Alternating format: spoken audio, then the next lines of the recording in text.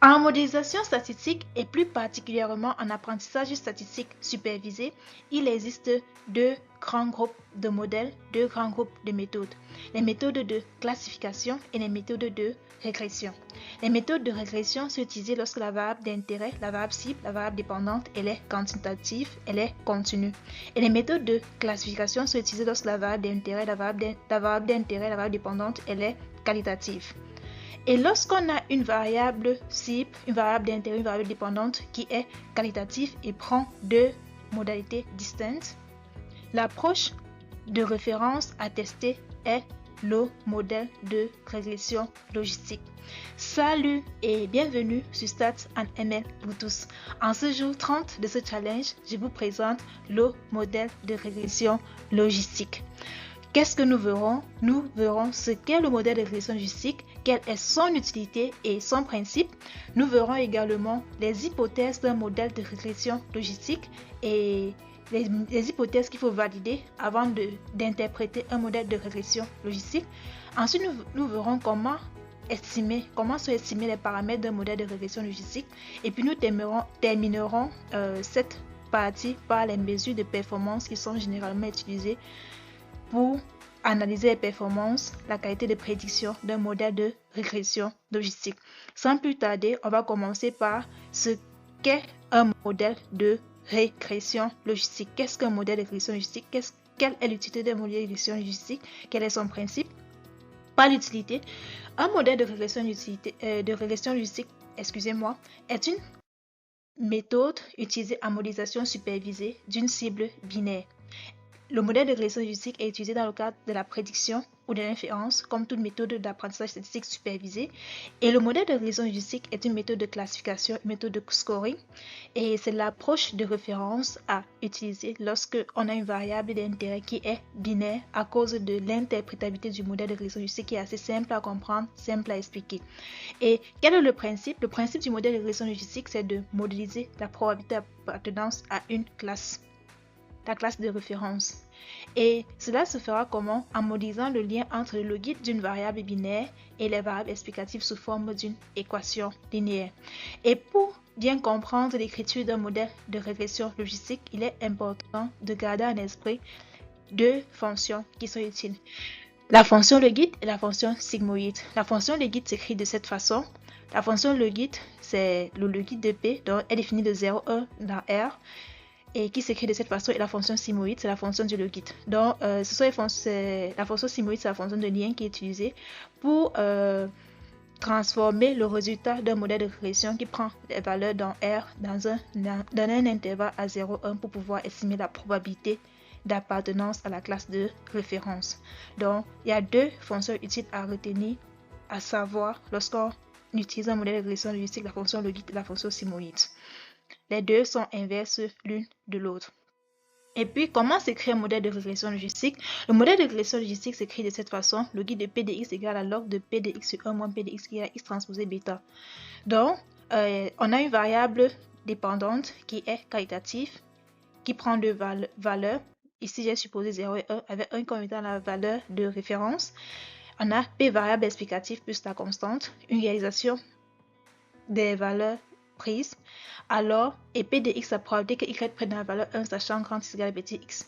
Donc, le modèle de régression logistique s'écrit de cette façon, ou encore, on peut également l'écrire de cette façon, P de x égale 1 sur 1 plus exponentielle moins x transposé bêta. Donc, c'est ça. Bêta sont les paramètres à estimer. Quelles sont les hypothèses qui sont faites sur le modèle de régression linéaire? Quelle hypothèse doit-on vérifier avant d'interpréter un modèle de régression logistique? Il y a plusieurs hypothèses. La première hypothèse, c'est la binarité. La variable d'intérêt doit être binaire, c'est-à-dire prendre deux valeurs. On peut également ajouter que la variable d'intérêt peut ne pas seulement prendre deux valeurs, mais être qualitative, mais les modalités doivent être ordonnées. Ça doit être variable qualitative ordinale. En plus, on a la linéarité de par l'écriture du modèle.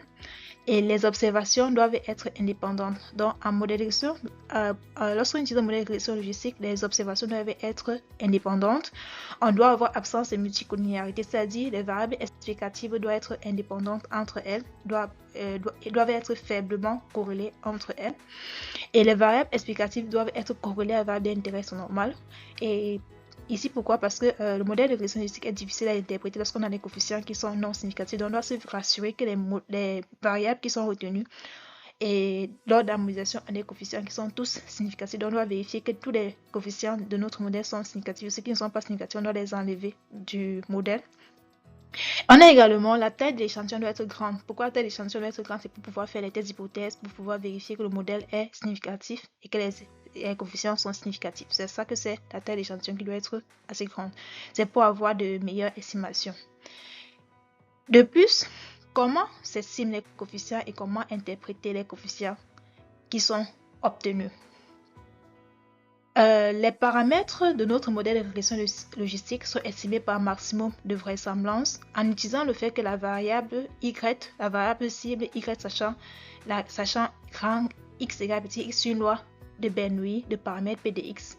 Donc c'est comme ça que les paramètres sont estimés par maximum de vraisemblance en utilisant le fait que cette variable y sachant x égale petit x sur une loi de Bernoulli de paramètres p de x. Et comment interpréter les coefficients? Donc, lorsqu'on a estimé notre modèle de régression logistique, on a la sortie de notre modèle de régression logistique sous R, sous Python, sous SAS. On interprète seulement les coefficients qui sont significatifs. Donc, lorsqu'un coefficient est significatif, on va analyser le signe. Si le signe est négatif, alors c'est que la variable, lorsque la variable est négativement liée à la variable d'intérêt, c'est-à-dire plus la variable augmente, les valeurs de cette variable élevée font négatif, ça fait baisser le score. Donc négatif, on va analyser le signe. Les variables dont le coefficient associé est négatif font baisser la variable d'intérêt lorsqu'ils sont grands. Et les variables dont le coefficient associé est positif font augmenter le score lorsque les valeurs prises sont grandes. Et l'ordre de grandeur, on peut également regarder l'ordre de grandeur en valeur absolue. En fait, dans un modèle de régression logistique, plus le coefficient associé à une variable est élevé en valeur absolue, plus la variable elle est hyper importante pour prendre la décision. Et on peut également analyser haute ratio. Haute ratio, c'est l'exponentielle du coefficient. Donc, haute ratio supérieure à 1 ou inférieure à 1. Si c'est supérieur à 1, alors la variable, lorsque cette variable augmente, si c'est une variable continue, alors le score monte, la probabilité augmente. Et lorsque c'est faible, la probabilité baisse, le score baisse. Donc, on va plutôt prédire la valeur 0. Et comment faire les prédictions? Pour faire les prédictions se font en fixant un seuil entre 0 et 1. Donc, pour un seuil donné, si la probabilité prédite et les caractéristiques, si la probabilité prédite est supérieure au seuil, alors on prédit 1. Et si la probabilité prédite est inférieure au seuil, on va prédire 0. Et comment donc analyser les performances d'un modèle de régression logistique? Pour analyser les performances d'un modèle de régression logistique, on va utiliser les outils ci-après. On peut utiliser le pseudo R2, c'est comme le R2, le coefficient le R2 comme dans le modèle de régression logistique.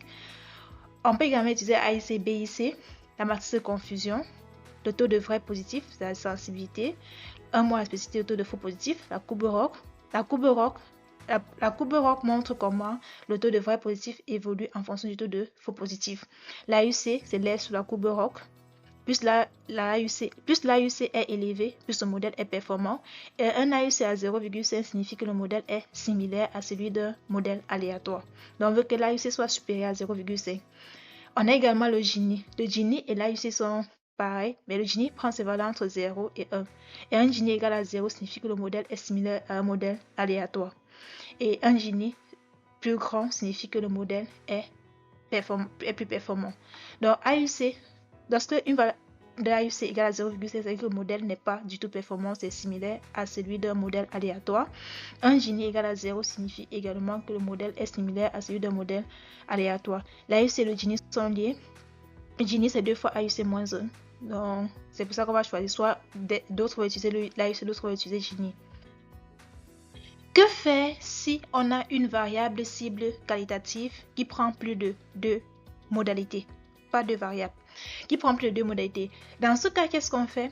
On va soit utiliser ce qu'on appelle la régression logistique multinomiale qui est dédiée à ces cas. Là, il faudra que notre variable cible, notre variable dépendante, soit qualitative et ordonnée. Et si la variable cible n'est pas qualitative ordonnée, on peut faire des régressions logistiques 2 à 2 pour prendre une décision. Donc, qu'est-ce qu'il faut retenir? C'est que la régression logistique est une technique d'apprentissage statistique supervisée qui est largement employée lorsque la variable cible présente deux modalités. La régression logistique constitue une méthode de référence en classification et en scoring, notamment en raison de son interprétabilité. Et lorsque les hypothèses sont vérifiées, l'interprétabilité des coefficients se fait en analysant leurs signes, leur ordre de grandeur et leur haute ratio. Et la qualité des prédictions peut se faire en analysant l'AIC, le BIC, le pseudo R2, la courbe ROC, l'AEC, le Gini, la matrice de confusion, le taux de vrai positif, le taux de faux positif, la sensibilité, la spécificité. Si tu as des questions ou des remarques, n'hésite pas à me le dire en commentaire. Un like ou un partage pour faire grandir la chaîne. Et si c'est ta toute première fois de me suivre, n'hésite pas à t'abonner pour ne rien manquer. Je suis Isabelle Armago, ingénieure data scientist de l'ENSAI. Au revoir.